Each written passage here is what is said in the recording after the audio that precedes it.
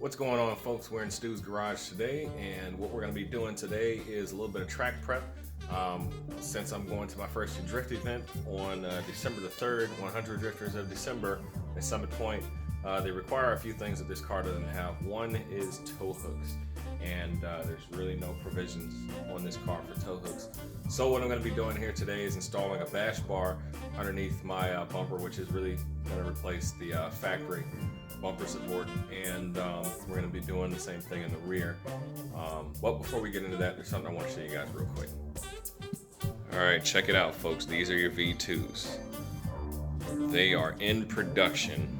These things are ready for LEDs, but unfortunately the company sent me the wrong LEDs, and I'm having a dispute with them right now over getting the correct ones. I do have the correct ones on the way from another distributor, but it's a setback for me and for you as well. So I know you're frustrated. I'm very frustrated as well, but that's why I offered the pre-order pricing, because I expected to run into a little bit of delays, you know, just trying to get everything worked out for the first time. I did not expect it to take this long, but they're coming very soon. They'll be on your cars very, very soon. You're definitely going to have them before Christmas. But that's what's going on with that right now. So back to the build. Alright, so for what we're doing today, we're going to be pulling off the front clip of the car. I may be able to pull that off without messing with the headlights. We'll see. I'm not a big fan of taking things apart that don't need to come apart. So we'll see what we can get away with as far as pulling these things apart. Probably going to end up taking my front wheels off, and basically to get your front bumper off, there's a whole rack of screws that go all the way around this thing on both sides, and there's a few, there may be a few under here. I just have to take a look at it, so let's just go ahead and get into it. Okay, so here we are inside the fender well, and we're going to start removing these screws that you see sticking out. We're not going to mess with that one because that has to do with the fender. Looks like somebody already did this one for me, and we're going to hit this one and all the way up top up there. We're going to start with that.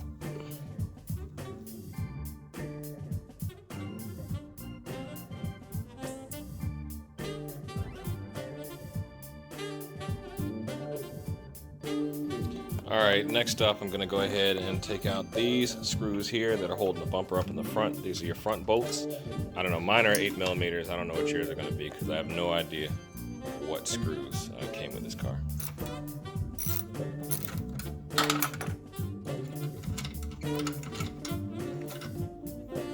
Alright, and we're going to go ahead and do the same thing on that side that you saw me do on this side, and I'm thinking that the front end might be ready to come off, with the exception of these wires, but I'm going to see how much I can push it with these wires before I start looking at disconnecting things. Alright, so over on the other side, I ended up pulling out my corner light. As you can see up there at the top, that's the last nut that needs to come out for the fender. I actually dropped it down into this area on the other side. There's no way I'm going to be able to put it back on without pulling this light out. So just go ahead, pull the two screws out. It's the same size. They look exactly the same, these little things. You pull those out, then you can reach in here. You can hold that nut while you untighten that other screw. And then after that, this bumper should be ready to slide off.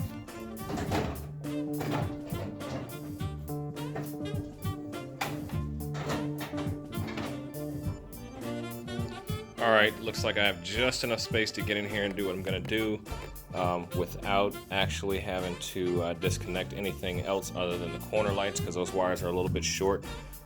If you're doing this, you can just go ahead and unplug the headlights and everything else, but for me, since I have custom lights, I have a few things that are hardwired in, and I would actually have to either unsplice my wires or cut these wires, so I'm not going to mess with it. I have just enough space to go ahead and remove the 4 bolts that are holding this bumper on. So this piece right here is what we're actually after today, and it's 4 bolts holding it in. 1, 2, 3, and 4 down at the bottom. So we're going to pop those 4 bolts off, and everything's going to drop down. Alright, so I just pulled all 4 bolts out. Not really even sure what's holding it on at this point. Maybe it's just stuck together, but just gonna very carefully mess with it so I don't end up dropping my bumper on the ground, and it should just come off of there, so let's see.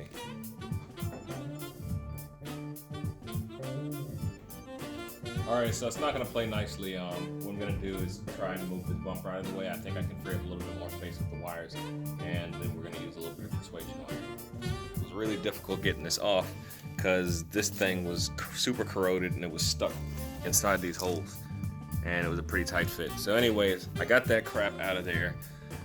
This whole piece right here probably weighs like 60 pounds. The one we're putting on weighs 7 pounds, so there's major weight savings off the front end. So I want to give a shout out real quick to Donathan Racing, who made this bar for me. I ordered the bar, I hit up Donathan, I told him I needed this thing ASAP because I got track day coming up and I wasn't prepared, and I had this thing in 3 days. So huge shout out, DonathanRacing.com. Tons of crash bars and all types of fabricated stuff. Alright, so the new crash bar is installed. I've got these attachments here, which my tow hook is going to get attached to. So I'm going to go ahead and slap the bumper on real quick, line it up, and make sure everything's in the spot where I want it to be. And then I'm actually going to have to drill a hole in the bumper and attach my bracket for my tow hook. So there's a completed tow hook setup. Does not look cool, but it does what it's supposed to do, and they'll let me get on the track with it. So I think when I'm not racing, I'll actually fold that hook back and probably make myself a cover for that. That way it won't stand out so badly. Next up, we're going to do the same thing in the rear. Alright, so now we're at the rear of the car, and what we're going to have to do is get this rear trunk panel off, and pretty much you can see the screws that hold this thing in. I don't know how many they are, and we're going to have to pull our little side panels back to get access, because we have to get in here in order to get the rear bumper out. So let me go ahead and clear that out.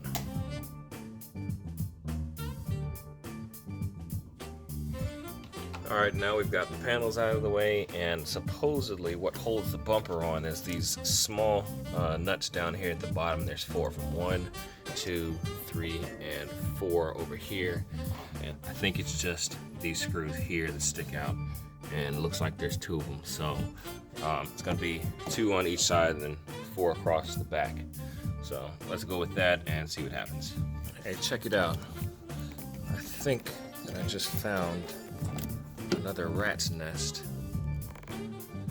That would make, I don't know, probably like the 8th nest that I found in this car. That's what you deal with when you got an old car, folks.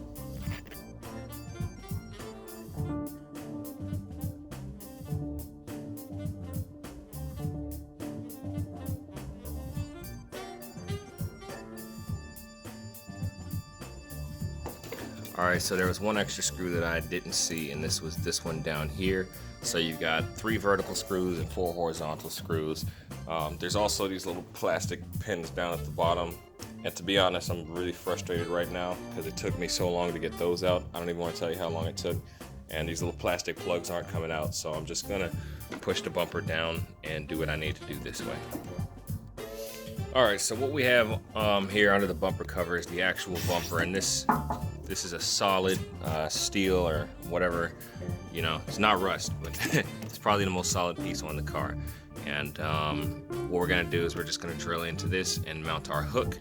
It would have been nice to have the other piece from Donathan, but it wasn't in the budget for this portion of the build. Maybe in the future, but for now, we're just gonna drill directly into this thing. This thing is like, I don't know, super thick. It's gonna hold really well.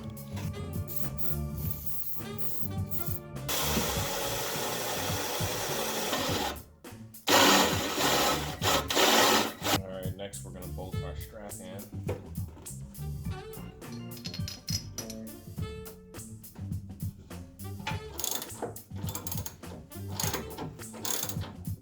Okay, and now that we've got the tow hook mounted, we're gonna do my least favorite part, which is more cutting. So we're actually gonna have to find out where it's gonna pass through this bumper and make a slot for the tow hook to be exposed.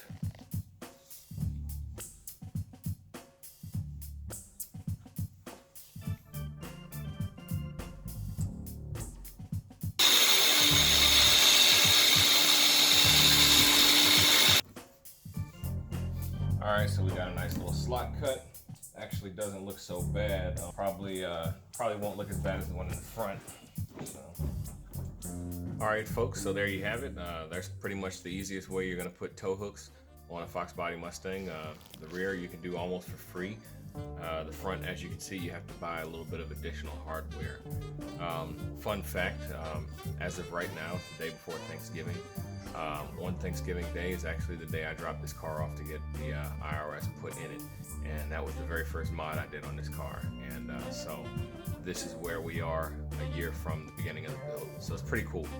On another note, I wanted to give a shout out to my friend Roger Damron. I'm going to put a link in the description below on a really cool thing that he's doing. He liked the Drift Fox, and he's actually a model car builder, and he's building a replica of the Drift Fox. It's really cool. The level of detail is just mind-blowing that folks are doing this kind of thing. Lastly, I shot this video over like 3 days. I took a break in between and did it half and half. But anyways, beginning of the video, I gave you an update on what's going on with the lights. There's more information now that I want to share with you guys. So I ordered the replacement LEDs on November 15th. As of today, they still have not shipped. I'm extremely frustrated right now. They are coming. You guys will get your stuff.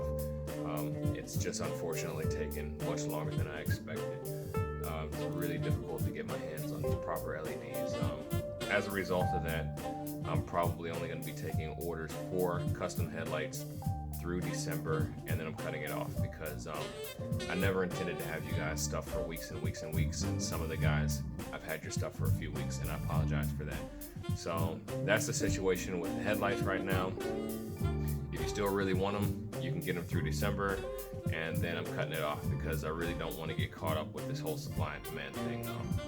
So that's that. So that's pretty much how you install tow hooks on the front and rear of a Foxbody Mustang. This is definitely not one of my favorite mods that I've done so far, but this was purely functional over anything else. I had to do it in order to be within regulations for the things that I want to do, so I needed it, and here it is. But otherwise, thank you guys for watching the video. Hope you guys enjoyed it. See you next time.